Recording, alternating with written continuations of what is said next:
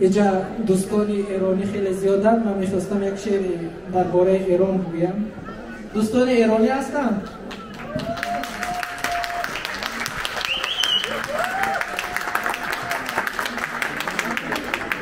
ایران من، عرفان من، مرزی ظهور زردهوش، هجران 300 سالت، عشق تو را در من نکش. تشکر. آفرین سعید جان، اینقدر عالی بود که آخرش تمام شد. حالا نیلوفر رحمانی رو دعوت میکنم درباره یلدا با زبان هلندی صحبت میکند.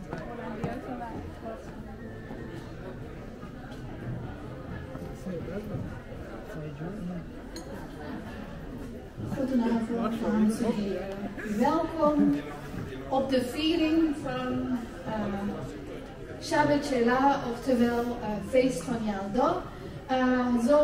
Net is meer in het Perzische taal verteld over het belang en betekenis van Yalda.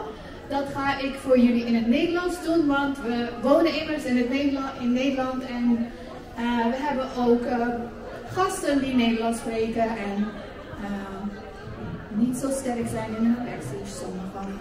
Goed, Yalda-nacht is een oud feest van Perzische volkeren. Elk jaar wordt het op 21 december,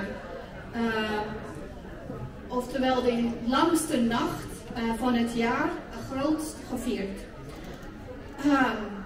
Volgens wetenschappers is 21 december de langste nacht van het jaar en op deze dag of nacht vindt zonnewende plaats.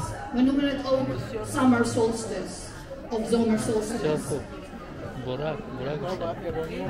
Met als gevolg dat het de kortste dag en tegelijk de langste nacht van het jaar is.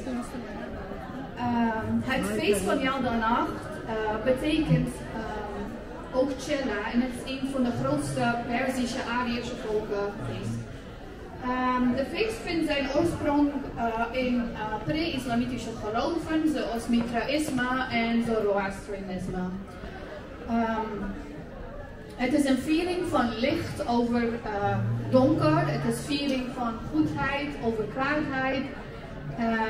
En mensen vieren het meestal door samen te zijn met familie en gezinnen bij elkaar. In deze nacht branden ze kaarsen, soms hebben ze een botaal of schaar dat ze van buiten halen. Vandaar is ook de kerstboom ontstaan eigenlijk. Ze deden dat om een beetje groen naar binnen te halen. De tafel wordt rijk versierd met allerlei fruit en eetbare dingen, maaltijden.